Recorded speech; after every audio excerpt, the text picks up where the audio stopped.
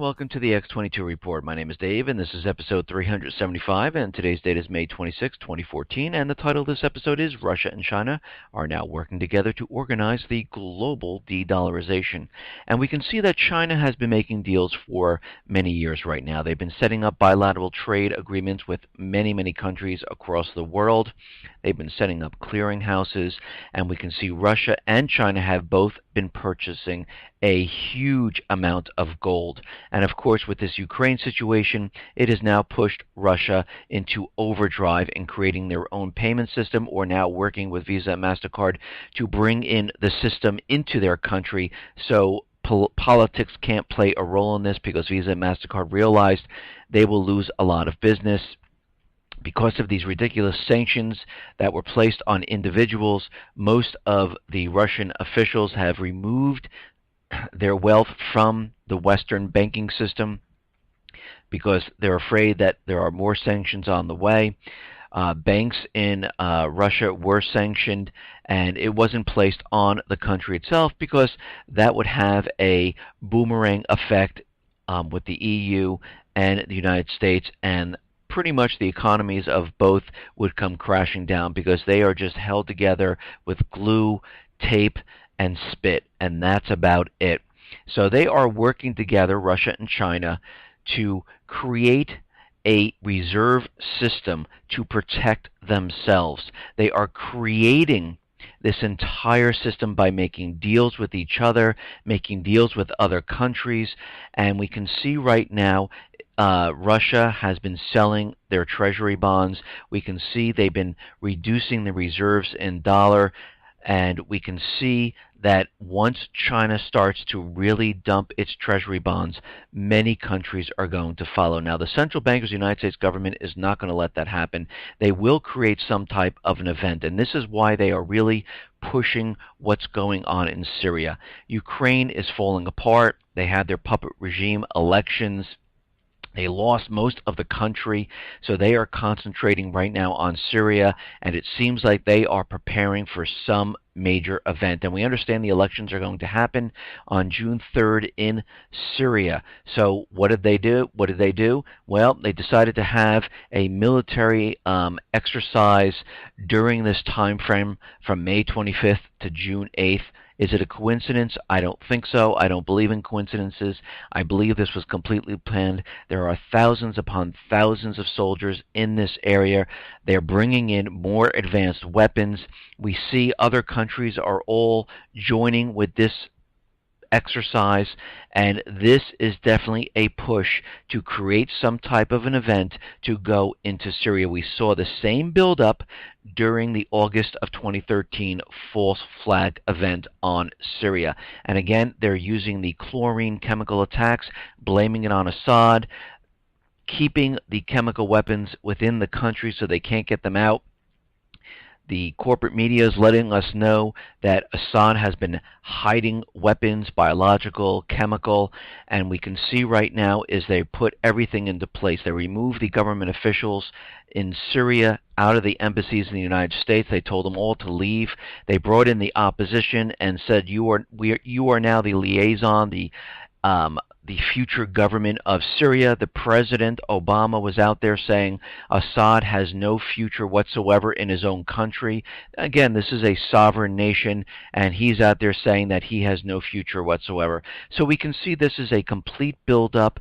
They are preparing some type of an event. We have to understand that the economy is falling apart at this time.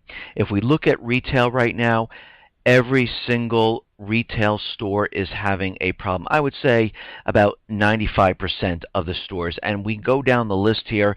It is just awful. I mean, Walmart profit plunges by $220 million, declines by 1.4%. Target, their profits plunged by $80 million, 16% lower than 2013. Sears loses $358 million in first quarter. I mean, Kmart plunges by 5.1%. JCPenney, same thing. Kohl's, Costco profits declined by $84 million, and sales only increased by 2%. Staples profits plunged by 44% and sales collapse, closing hundreds of stores.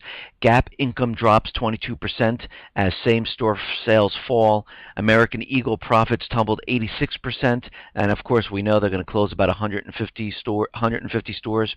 Aeropostale loses 77 million, and their sales collapsed by 12%. Best Buy sales declined by 300 million. This is awful. Macy's profits are down by 1.4%.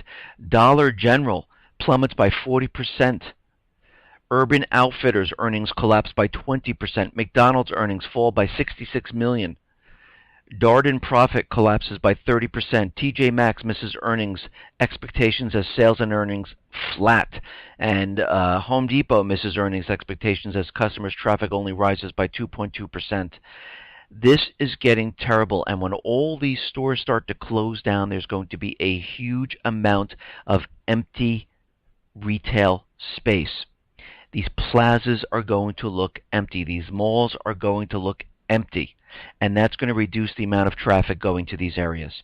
This whole scenario is not getting better. It is getting worse. And the United States central bankers, they do realize this. They realize the economy is falling apart, and all their manipulation in unemployment, GDP, inflation, they've changed it many times. They can't keep up with it anymore. They're losing the story at this time. People are no longer believing it because it doesn't make sense. It doesn't make sense that the unemployment rate continually drops and sales in stores are dropping. Housing market is imploding. It doesn't make sense. When the unemployment rate was higher, the sales in stores were better and housing was better. How could this possibly be? It doesn't make sense. Now, like I said in the beginning of this report, Visa and MasterCard, they're making a deal with Russia. They don't want to lose their business. So what they're deciding to do is they're going to move their entire operation and set this up inside the country, like all their servers, the technology. This way, the control is within the country. It's not outside. Politics cannot interfere with it, because Visa and MasterCard were very nervous that they were going to be completely isolated, and Russia, China, and all the BRIC nations were going to do payment processing without them. They would lose a lot of business if they did that. So they are making deals and making sure that they're going to keep profits rolling in. Now, Russia, Belarus, Kazakhstan, they are signing a Eurasian Economic Union Treaty on May 29th. The leaders of Russia, Belarus, and Kazakhstan are set to meet on Thursday to sign the Eurasian Economic Union Treaty that will finalize the process of establishing a Eurozone-like space of ex-Soviet states. The three nations will be committed to guarantee an unfettered flow of goods, services, capital, and workforce, coordinate their key policies, including energy, industry, agricultural, and transport.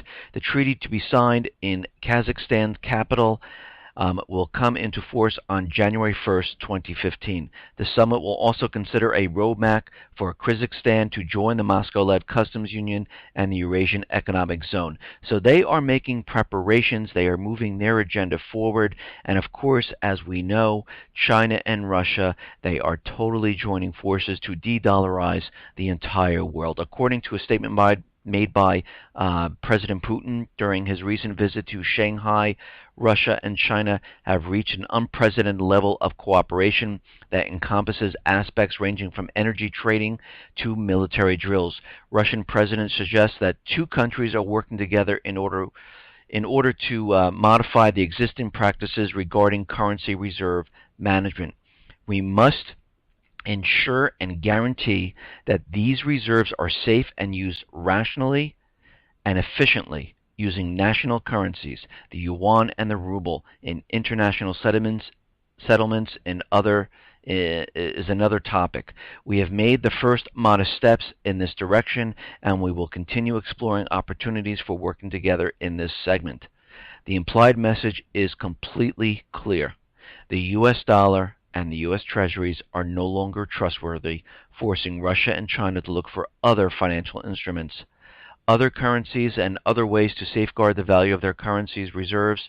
Moscow and Beijing are working together to figure out how to organize the global de-dollarization in an orderly manner that will bring maximum benefits for the newly established economic alliance. Moscow has already sold roughly one-fifth of its U.S. Treasury bills. If and when Beijing follows suit, it is game over for the U.S. dollar. This whole plan is being organized, it's getting ready, and eventually the yuan, renminbi, I said in another report from a financial advisor in China, where he was saying that yes, the yuan renminbi will be the next reserve currency of the world. Now we have to remember the central bankers, United States government, they're not going to let this happen. They will go down kicking and screaming. They will not give up the reserve status. And this is why we see all the flashpoints all around the world. This is why they're trying to provoke all these nations at this time. This is why you see them trying to start this war. They will not stop. They will continually push on. They will not stop this. And in the meantime, while all this is going on, what are they doing here in the United States? They are trying to remove our rights. They're trying to disarm the American people all at the same time, because in their heads they understand, well, first of all, they understand that when this economy comes down, even if there's an event, which I do believe is coming, the economy will be brought to its knees.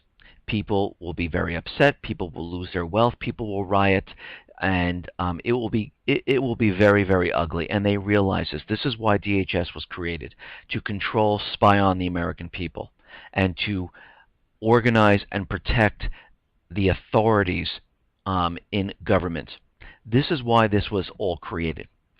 The second part is they need to remove the rights of the people. They don't want you having rights. They don't want you having freedom of speech. They don't want you having the right where the law enforcement officers need a warrant to pat you down, to go into your home, to search for things. They don't want you having a weapon to protect you, your family, for the American people to get together and go against the government. They don't want any of this. This is why their whole agenda is to remove the Constitution at this time. Now, Senator Ted Cruz told attendees at a Family Research Council pastors' retreat that Senate Democrats want to limit free speech through amending the Constitution. Of course, you just can't amend the Constitution. You have to have a referendum in all the states. But, of course, these politicians believe if they create a law, it overrides the Constitution, but it really doesn't. But let me continue here. Senate Democrats has said they are ready to vote on the amendment, Senate Joint Resolution 19, an amendment to the Constitution of the United States relating to contributions and expenditures intended to affect elections. Senator Chuck Schumer has announced the Senate Democrats are scheduling a vote on a constitutional amendment to give Congress the authority to regulate political speech because elected officials have decided they don't like it when the citizenry has the audacity to criticize what they have done. Well, that's our right. We have the right to criticize government. That's the whole point of free speech. But they want to take it away, of course. What it says is that politicians in Washington have unlimited constitutional authority to muzzle each and every one of you if you're saying things the government finds inconvenient. And this is coming from Ted Cruz. So we can see what they're trying to do. They're trying to limit what people are saying. They don't want it on the internet. They don't want it anywhere. They only want you to hear what they want to say, and you can't criticize them.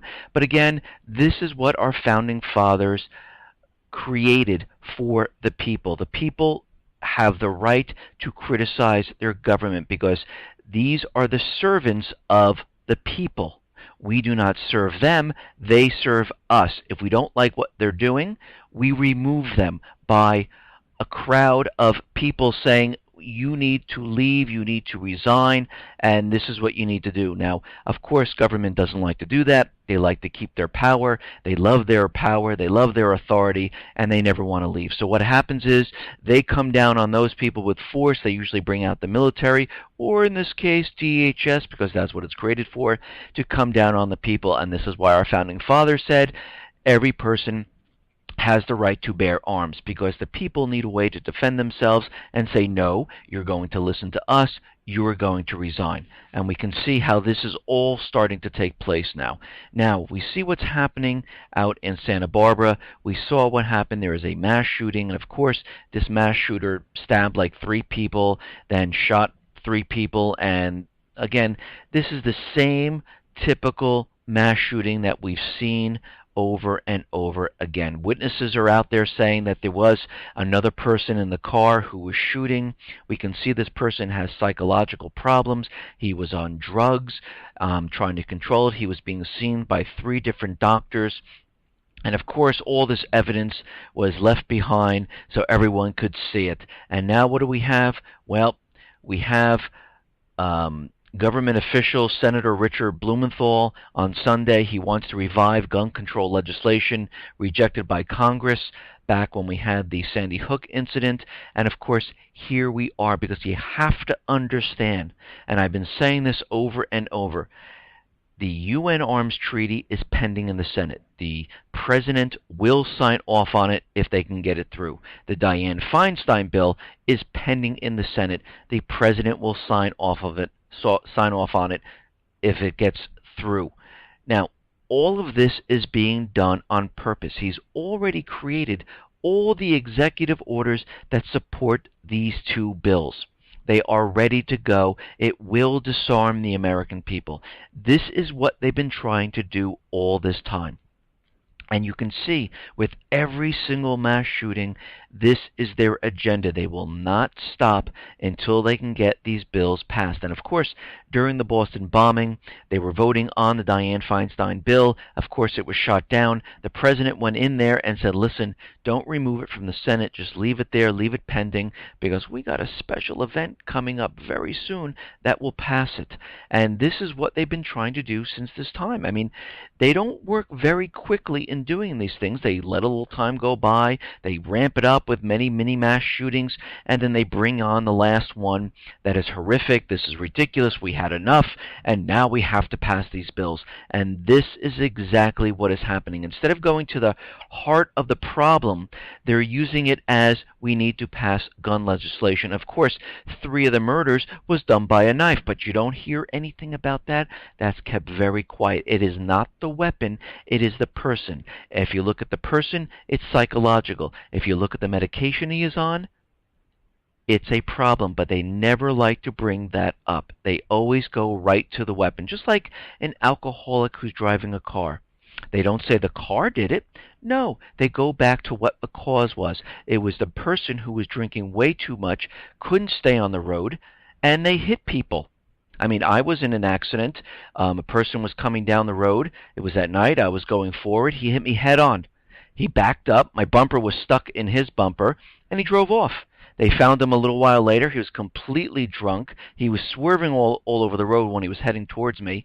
And they found him. My bumper was still in the front of his car. And, I mean, I was okay.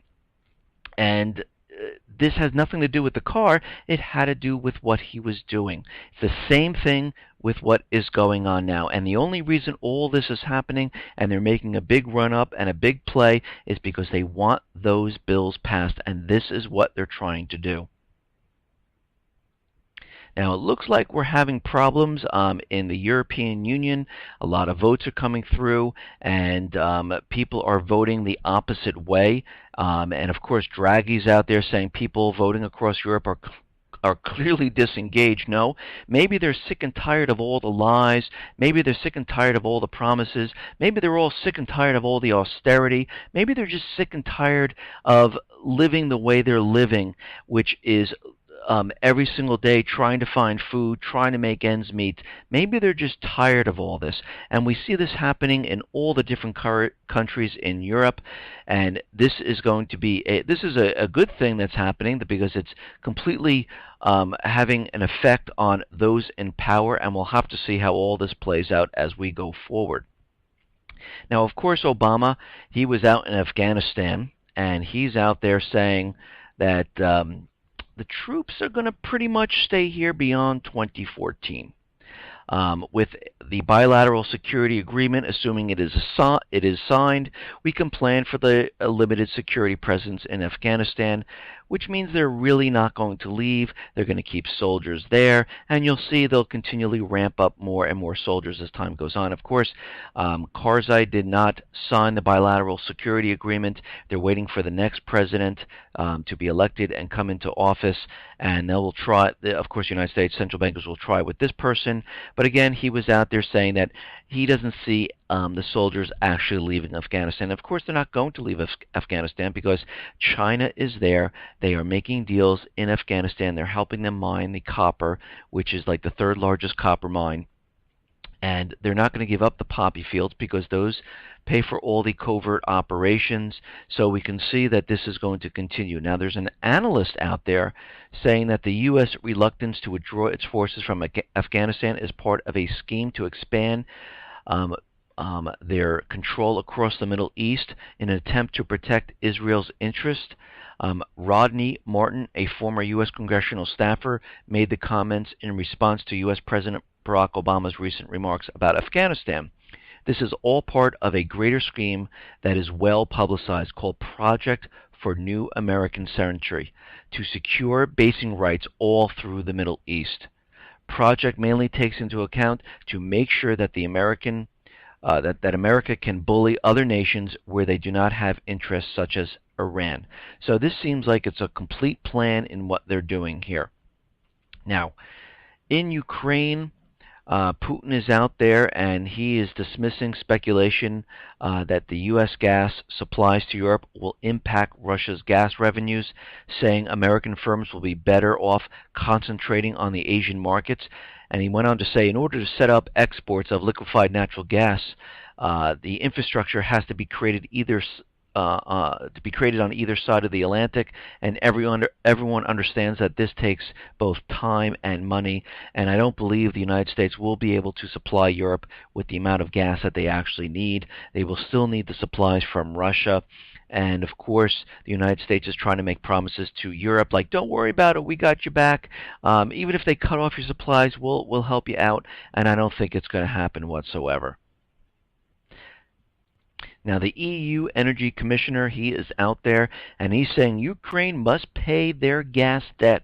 EU Energy Commissioner Gunther Oettinger said Ukraine needs to begin repaying its $3.5 billion gas debt to Russia and proposed a fair market price. He went on to say that Ukraine needs to do it. The bill is on the table, and it has to be paid. And I went through this before. I mean, they have the money. He's saying that they should use the $3.2 billion that they received from the IMF.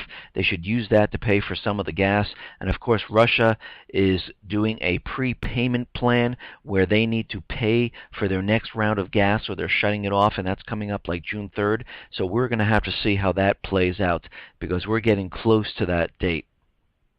Now, China, they're going to ditch U.S. consulting firms. Now, this is a very big hit on the U.S. business model here because state-owned Chinese companies will cease to work with U.S. consulting companies like McKinsey and Boston Consulting Group over fears they are spying on behalf of the U.S. government. U.S. consulting companies McKinsey, BCG, Bain & Company, and Strategy, formerly Booz & Company, will all be snubbed by state-owned Chinese companies. China has already banned Microsoft's Windows 8 operating system from the government computers. So right now, what is happening since the United States government central bankers brought up these 5 individuals for hacking and cyber espionage, China is fighting back, saying we're not doing business with American companies at this time, and these companies are going to lose a lot of business. And what happens then? They lose the business, they don't have the profits, they lay off more people. So this is not going to benefit the American people whatsoever. But you have to remember, this is not what they want. They want a war started. They want an event, and if they can't get this event, they will create it because they already know the economy is completely falling apart. They already know that there is no hope. They already know that the countries are in so much debt, there is no way out. This is why they created these bail-in documents, because they realized to keep these banks afloat, they're going to have to go inward to take all that cash that is inside them. Of course, it's only electronic numbers, but they're going to have to go inside the banks to get the money. They're going to have to rob it from the people. They're going to have to take it by force. And this is why the European Union, Canada, Australia, Switzerland, UK, United States, all have these bail-in documents. It was done on purpose. Now, of course, as we know, elections are going on in Ukraine, and we know that the people that are running for these elections are picked by the puppet regime, by the United States central bankers, and they're going to be part of the puppet regime. Nothing's going to really change, and you can tell that nothing's going to change because they always normally leave those people in power. Just like when a new president comes into power in the United States, they don't make changes really to the Federal Reserve. They usually keep those people in power because, and other positions, they only do a surface change, but they keep the bankers pretty much where they are. And this is how you know that it's all part of the same system. But the EU is ready to sign free trade zone agreement with Ukraine. The European Union is ready to sign a free trade zone agreement with Ukraine. It's ready to provide Ukraine with foreign political and financial assistance. So they're going to join NATO and they're going to join the EU system. And of course, they want a visa-free travel regime for Ukrainian citizens, and that may be put into place before the end of this year. And this was their plan from the beginning, but they thought they were going to have the entire country. They thought they were going to have the southeast, the Crimea, and the west part of Ukraine. But it seems like at this time they're only ending up with the west side of Ukraine at this time. So what's happening here is Poroshenko seems like he is the victor of these elections, and it looks like the turnout was pretty low. It wasn't that great. And there was a lot of violations of voting, and also we know Cyber Bakut also went in and, I guess, placed a virus into the electronic voting system, so they had to use paper ballots. And it seems like there were a couple violations going on with the elections. And I'm going to tell you right now, it was completely fixed.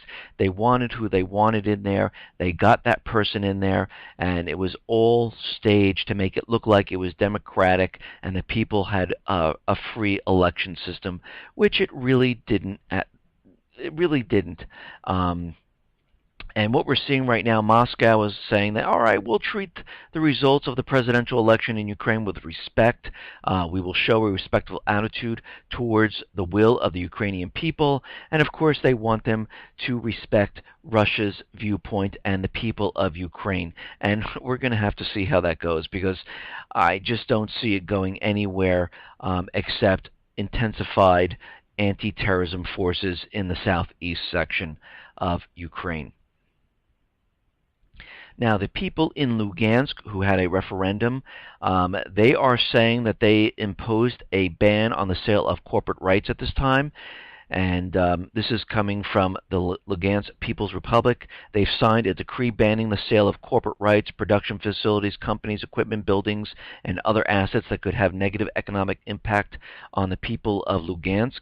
And they revealed this today, that you cannot sell any of the stuff in the region or take control of any of the businesses in that region at this time. Now, Poroshenko is saying that he's going to keep Yatsenyuk in power. He's going to keep him as the prime minister at this time.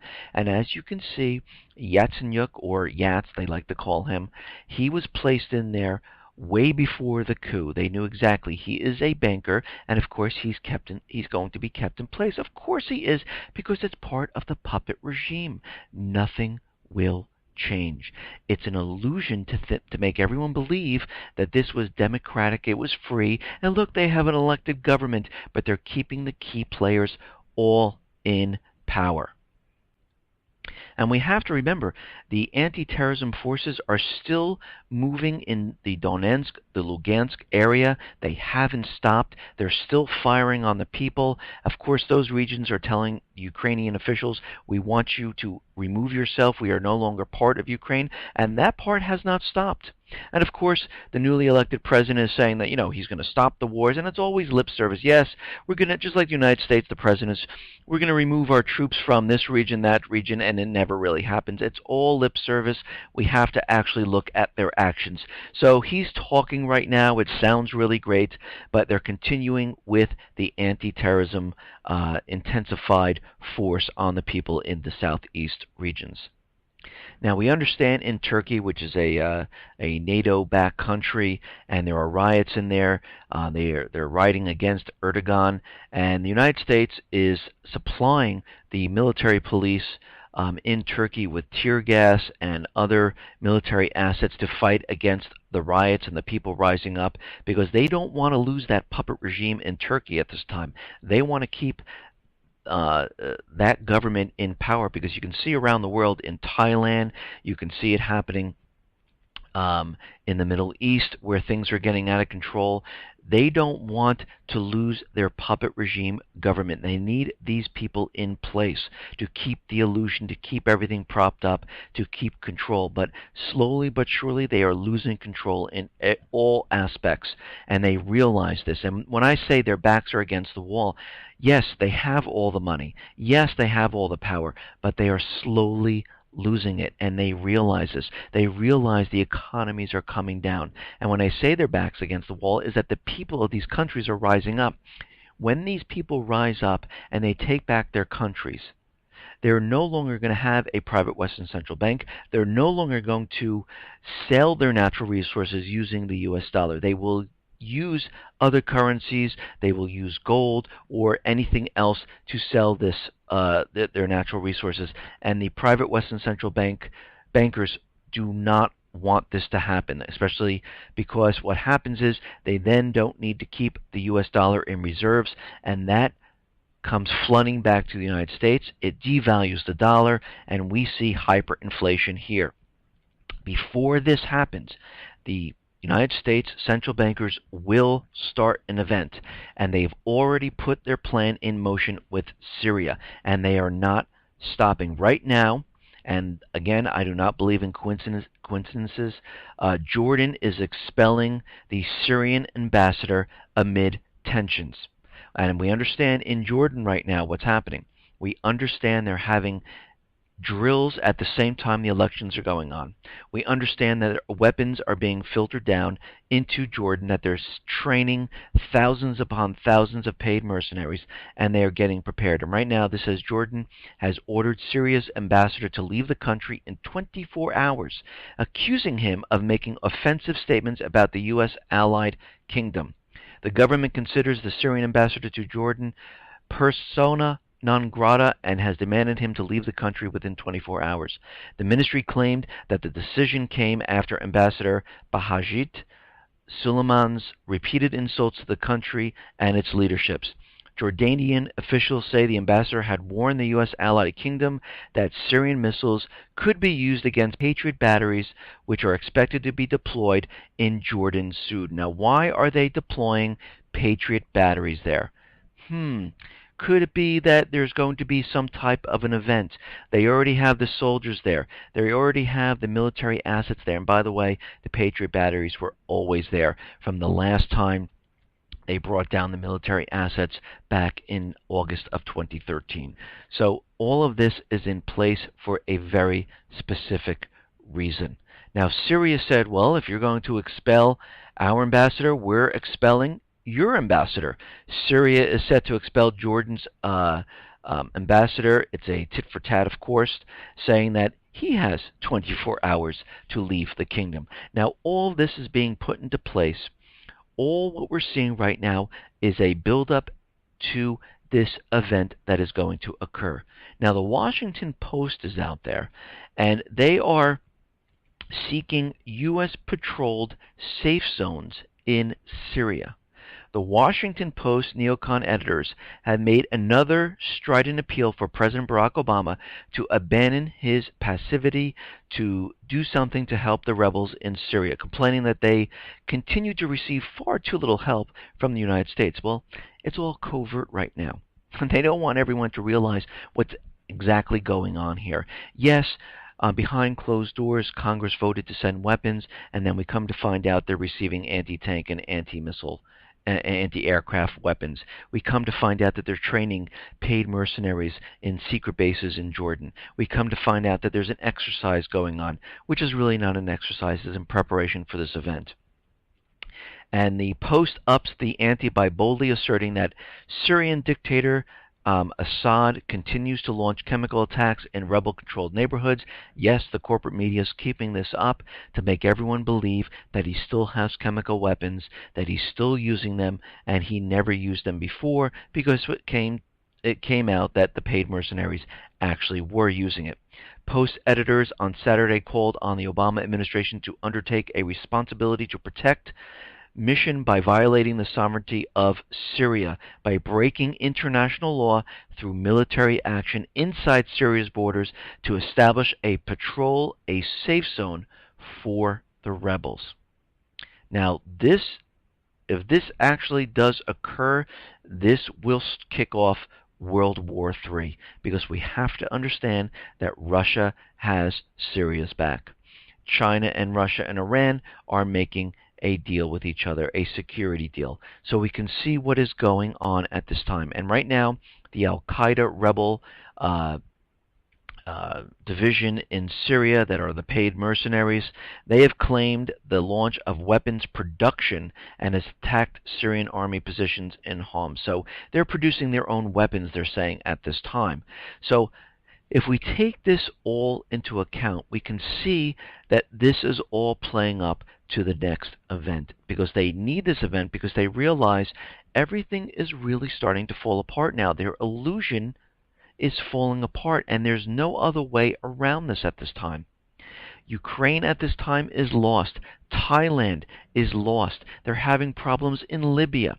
They're down in Central Africa because that's where China is. Most of the states, the countries in Africa, are reducing their dollar reserves and increasing the yuan renminbi reserves. There's a clearinghouse in Kenya. China has made deals all around the world. The dollar is losing value. The people around the world, I should say the central banks, the countries, are losing faith in the dollar at this time. And it's continually ongoing, non-stop. Listen, everyone, thanks a lot for listening. Be well, be safe, and especially be prepared. Thanks a lot.